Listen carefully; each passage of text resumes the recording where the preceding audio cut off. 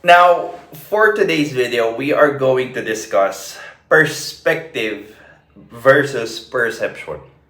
Ngayon, ngayon pa lang, wawarningan ko na kayo that this is going to be very wide array of topic.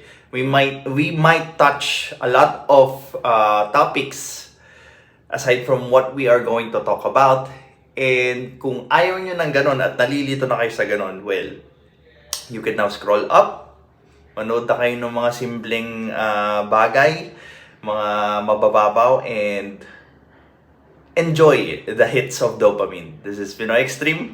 Let's do this! This is Pinoy Extreme. So, yung take kasi natin about doon sa usapang body count have garnered a lot of responses from different sides. And I'm happy that people are now talking about it so that we have more ideas on what is really happening beyond what we understand. Ngayon, as far as I really can, I try to reply doon sa mga sensible comments para at least magkaroon ako ng engagement and matuto ako doon sa mga followers ko. Because again, learning goes both ways. Okay? Now, body counts have really a lot of topics na natatouch. Andun na yung sexuality, andun na yung psychology, andun na yung human nature, biology, so on and so forth. So, hindi ko maiwasan na hindi itouch yung different fields na yun. Kasi nga, it will bring us more idea of why things happen, especially in the realm of sex. And kaya ko pinapaliwanag yung mga bagay na yun. Of course, syempre para magkaroon tayo ng pause or reflection sa mga sarili natin na, hindi pala madali ito. Baka marami pa akong alam na hindi ko alam. At before ako magbitaw ng judgment ko sa ibang tao na alam kong makakasakit, bakit hindi mo na akong makinig? Bakit hindi mo na ako matuto? Bakit hindi mo na ako magdagdag ng kaalaman tungkol doon sa subject na gusto kong magbitaw ng judgment? Ngayon, ito yung isa sa mga ugali na kailangan nating itapon because it stops us from being curious to know more about things. Sabi ko dito, I'm sorry if I wasn't able to address a specific concern about body count. Pero anong specific topic ba sa body count yung di ko na-address? Diba, napaka-concerned kong content creator. Ako pa yung nag-alala kasi baka may hindi siya naiintindihan. Tapos yung reply niya, simple lang bossing, huwag mong gawing komplikado ang isang bagay kung may simpleng paraan. Speaker ka, listener sila, so obligation mong ipaintindi sa simpleng paraan. Actually, simple na yung paliwanag ko.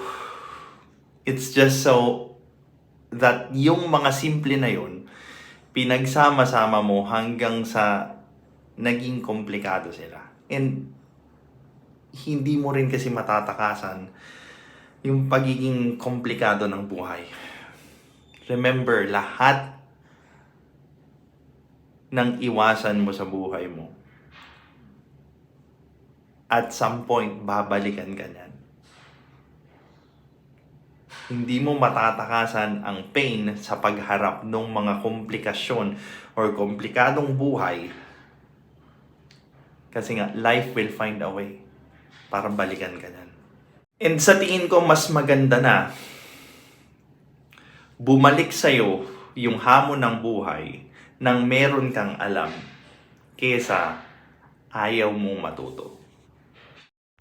Sabi niya, point is, dapat bang maging proud or i-tolerate yung ganong perspective sa buhay? Common sense naman, hindi ba? Now, sa debate online, madalas yung maririnig sa mga Pilipino yung banat nila na ano lang yun, basic lang yun eh. Ano ba yan? Common sense lang yun, di mo pa alam. And that's the thing.